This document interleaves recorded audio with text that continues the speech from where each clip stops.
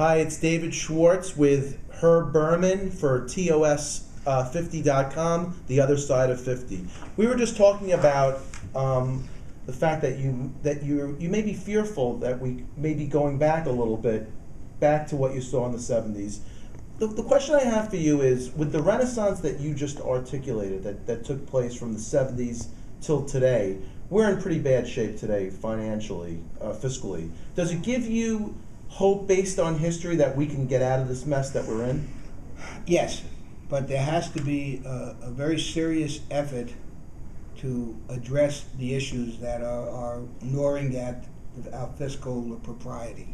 For example, and Mike Bloomberg is to be given a lot of credit because he steadfastly has adhered to a good fiscal policy. But you may have to reduce the size of the workforce in order to save money because you're not getting as much tax revenue as you were a couple of years ago. Mike Bloomberg has enunciated a willingness to do that. A lot of elected officials, of course, are opposing that, and that's going to become a problem. You have no choice but to balance your budget. And if you don't do it, then you're going backwards. Well, how come our elected officials don't understand that on the state level? Well, you know what? It's hard to tell what's going on there because everything is kind of like covered up in the room with the three men. So I can't really tell you with any level of definitive thinking. But I will tell you that I'm sure they do think about it, but there is enormous pressure as legislators to not do the draconian things that have to be done when you have a fiscal crisis. I think they have no choice, but they're going to have to face it. They have no choice but to reduce the workforce. They have no choice but to increase the amount of programs that they don't fund. And I also believe that they have to seriously consider not raising taxes, because I don't remember when, but I remember years ago when I was finance chair, I think it may have been the Citizens Budget Commission or one of the other groups, did a study, and they said that less than 10,000 people in the city of New York pay the personal income tax. And every time you increase that tax, that number reduces from 10,000. So more and more, you're eroding the tax base when you're increasing taxes. And you can see what's now happening in Connecticut, where the governor is actually openly soliciting people to move their businesses and personally into Connecticut.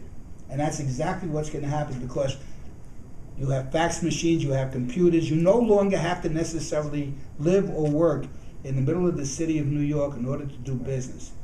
So if you can save thousands of dollars. We're not a business-friendly environment, unfortunately. And you have to be. You have to discipline yourself. You have to make certain that as much as it hurts, you have to provide a sound business footing. So does Carl Palladino provide those draconian measures that you talked about, or is it Andrew Cuomo? I must tell you, yeah. I mean, Palladino has not said anything about what he would done. He's enunciated what he perceives to be the problem, but he has not said anything publicly that would give us a hint as to what he intends to do, so you can't evaluate it.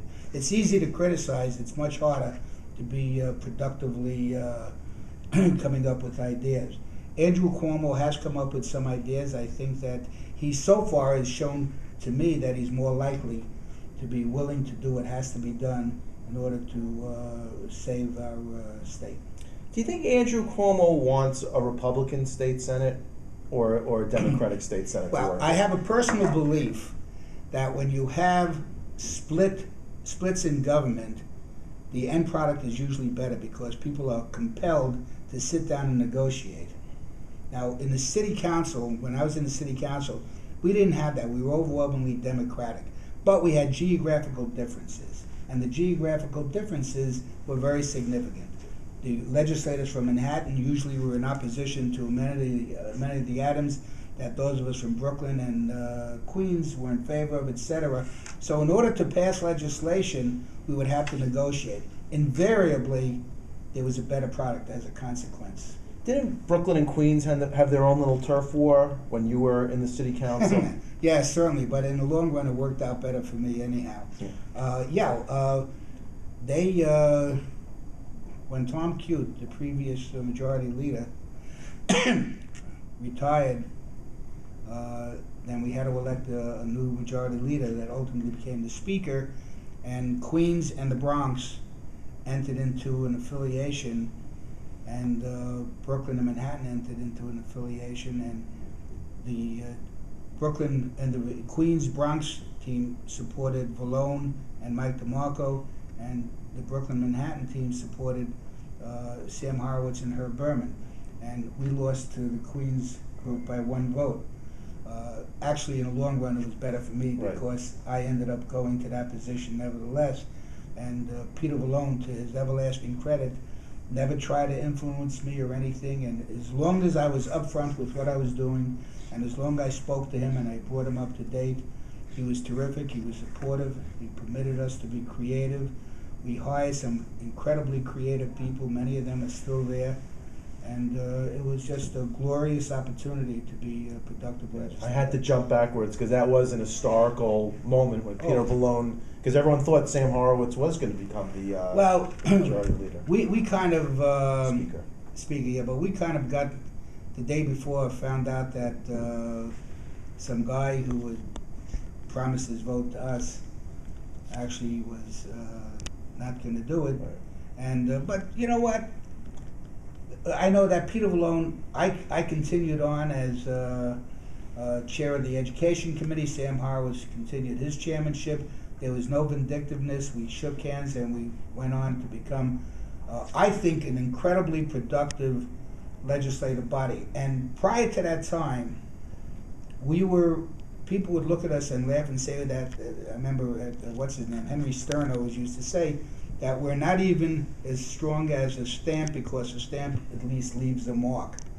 That's how we describe us. But in the long run, we took the power back from the Board of Estimate, and we undertook to have sole fiscal power and land use power, and we rose to that challenge, and we did it well. And I was very proud of the fiscal stuff that we did during my tenure, and we originated a land use process that was terrific and still is.